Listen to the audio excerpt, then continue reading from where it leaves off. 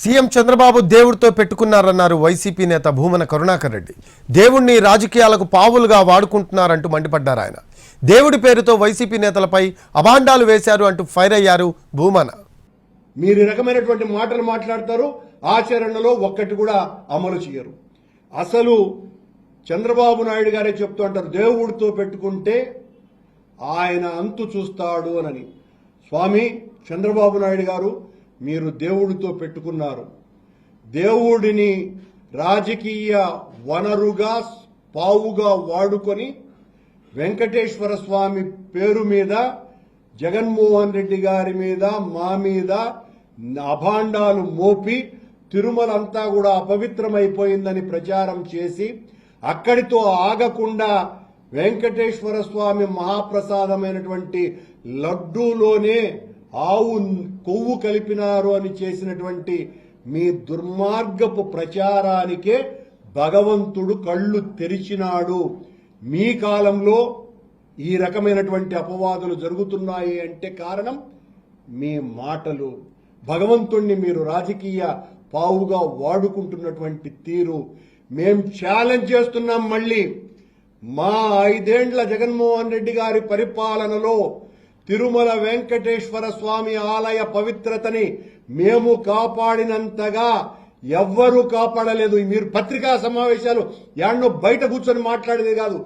దమ్ముంటే నేను నేరుగా ఎవరితో ఒక స్థాయి కలిగినటువంటి వాళ్ళు ఎవరైనా సరే, అది చంద్రబాబు నాయుడు గారా, లేకపోతే పవన్ కళ్యాణ్ గారా, లేకపోతే ఈవో స్థాయి అధికారైనా సరే, ఎవరితోనైనా కూడా సిద్ధంగా మేమేదైనా మాట్లాడితే నువ్వు చంద్రబాబుతో సమానమా అని మాట్లాడుతూ ఉంటారు. కానీ చంద్రబాబు నాయుడు గారు ఎక్కువ మాట్లాడేది, పవన్ కళ్యాణ్ ఎక్కువ మాట్లాడేది, పవిత్రత అంతా మంట కలిపింది వైసీపీ వాళ్ళేనని.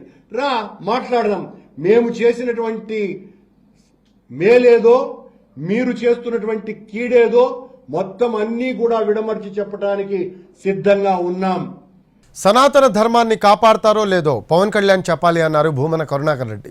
రోడ్డు ప్రమాదంలో యువకులు మరణిస్తే దానికి వైసీపీయే కారణము అంటూ విమర్శించడం ఎంతవరకు సమంజసం అన్నారు భూమన. ధర్మాన్ని పరిరక్షిస్తాను అని తిరుపతిలో వీరతాడులు వేసుకొని తిరిగినటువంటి పవనానంద స్వాముల వారు, మీరు మరి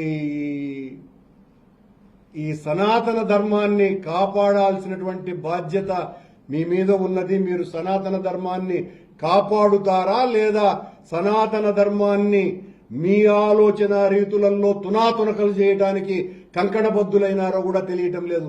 దీనికి వెంటనే మాట్లాడాల్సినటువంటి అవసరం ఉన్నది కదా. మీరు ఆ గేమ్ చేంజర్లో రోడ్డు ప్రమాదంలో చనిపోతే ఈ రోడ్లకు కారణం వైసీపీనే అని మాట్లాడతాడు పవన్ కళ్యాణ్. పవన్ కళ్యాణ్ గారు ఈ రోజు జరిగినటువంటి ఈ ఘటనకి మీరు సనాతన ధర్మాన్ని కాపాడుతారని మాయమాటలు చెప్పడం మూలంగానే జరిగింది అని మా ఆరోపణ.